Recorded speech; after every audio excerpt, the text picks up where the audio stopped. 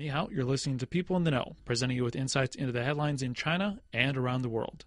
I'm Brian Kopczynski in Beijing. Today we are talking about overseas study tours for elementary school students in China. For more on this, Jingnan caught up with Dr. Wolfgang Arlt, director of the China Outbound Tourism Research Institute, which is headquartered in Germany. Professor Arlt, thank you very much for joining our show. It's my pleasure. Thank you. Mm-hmm.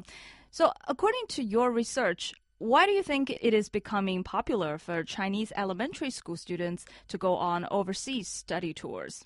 Well, I think this is indeed something we can see in the last few years happening more and more.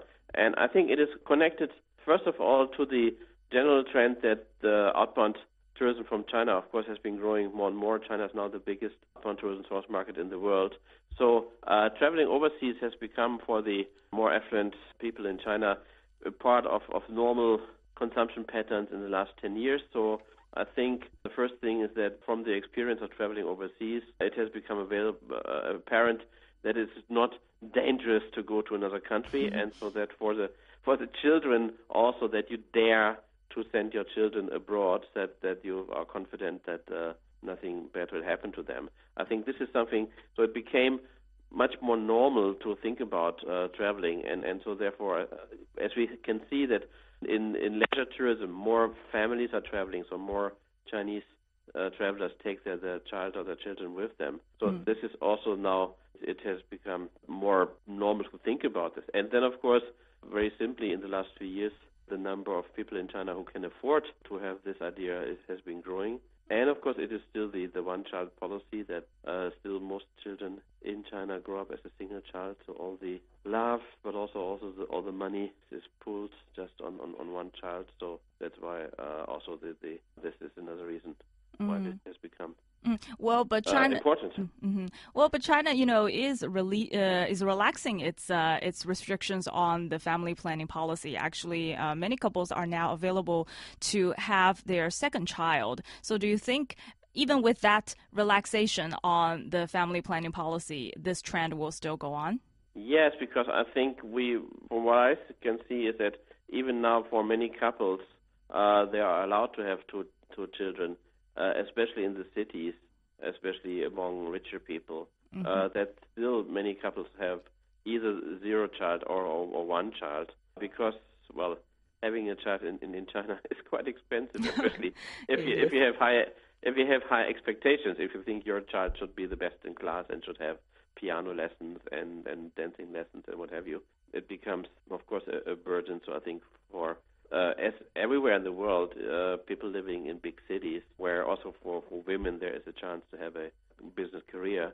So having more than one child is hindering that career. So therefore, yes, I think this will be not changing this trend in a big way in the future. Right. And I think it is a kind of a common wish among every parent in this world to have a kid that could be outstanding someday. And this is especially so among Chinese parents. So do you agree that if the student's family can afford the fee, it is necessary for them to stay overseas for 2 to 4 weeks at the expense of 20,000 to 40,000 yuan there? Is it more about receiving Western education, or is it more about traveling abroad? Well, I would agree that if you can afford it for the kid, it's a good thing to have an experience of being abroad. And of course, it's quite different if you learn English just in school for the marks at the examination, or if you are in the surrounding, we actually find that English is necessary to go along with your daily business. And so this, I think, for children to have this experience that not everybody in the world speaks Chinese is quite useful. And it's not only language, it's also, I think, well, as we all know, a lot of the single child are rather spoiled children, so that they are growing up in a situation where they don't hear no very often if they have any wish. So they have the parents and the grandparents all doting on them. So I think also it will be certainly a situation when they go abroad, they will find that not everything is always going the way they wish it to be. So that will be also, I think, a useful experience. And so I think it is Of course, it is. If you stay 2 weeks or 4 weeks, it will not be a big step for your formal education, what you're learning in formal teaching stuff. But I think it's a very good way to learn about how different other parts of the world can be. And this is something in in Europe. This is quite common that for 15, 16-year-old kids that there are a lot of exchange programs where you can go for one semester to a school in another European country, so as an exchange student on this level, or you go for the summer holidays and do some holiday job.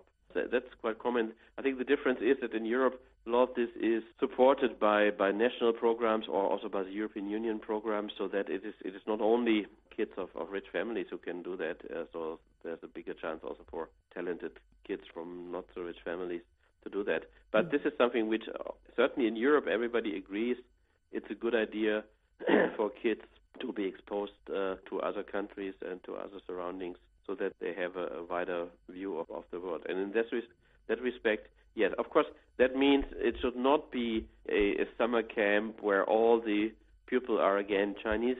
So it only works if, of course, it is organized in a way that this is a mixed group and that they really in their daily life there overseas actually also encounter people from other countries or maybe from many different countries on a daily basis. Right. Well, I guess it's easier to understand for the European case because there are so many countries and also they are so close to each other. So I guess it's much easier for students from one country to exchange from others from another country.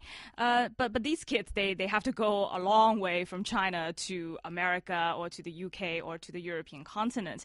And I know you are based in Germany, and Europe is also one hot spot for those kind of study tours. So I don't know if you have talked to local people about their reactions to such kind of Chinese study tours. How are those tours received by local people, especially by local business people? Yes, of course. This is part of the overall outbound tourism wave, which is coming at the moment, and a lot of people have become aware of the fact that there are more and more Chinese coming here, and the Chinese kids coming here for some summer school or some other schooling are part of that. And of course, they are welcome, so we are happy to receive them. And of course, for some companies, they can earn money from this, either directly by organizing this or indirectly by having them as customers. So, of course, you have also the experience, as I said before, that for many, not all of them, but many of these kids, is that they are rather having problems to accept that some things cannot be done the way they like it to be done, or that things are simply different from how they are organized in China. So I think obviously they are welcome here for those people who are organizing the summer camps. So from what I hear is that they rather say, okay, you have to be paying more attention to the Chinese participants than maybe to some others, because they are coming from many times from families where everything is done for them and every wish is granted, and that this is something which might not be. And also, I would say, from my point of view, personally, I think this is something useful for children which are at least, let's say, 14 years old. So I don't think it's a very good idea to have somebody, some child coming here being 8 years or 10 years old. I think for them it is maybe too much of a shock being without their parents and being in such a, as you said, faraway place. So I think it's a useful thing to do for kids who are at least 13, 14 years old. Then they can also old enough to understand the differences between different cultures. Yes. Well, there's actually news about these young tourists spending a lot of money on buying sportswear as well as toys. I want to know what your take is on that. Yes, of course. This is something where I think a lot of people in Western countries are astonished how much buying power these kids have, and that they spend lots of money when they're here. Well, obviously, the reason is that some of them come from really affluent companies, but also for some of them, it's a very good opportunity to buy things here which they either cannot get in China or which are actually more expensive in China than they're here in Europe. So yes, of course, this is a interesting part. Whereas I would say, well, the total number of such kids coming to Europe, this will be, of course, in those places where such schools are located and such summer camps are located. this will be important there. I think in the general public's view, this has not been noticed so much until now. It's rather as a part of the overall awareness of there are more and more Chinese visitors coming to Western countries. That's Professor Wolfgang Alt, Director of China Outbound Tourism Research Institute, which is headquartered in Hamburg, Germany. Professor Alt, thank you very much for your insights. Thank you very much.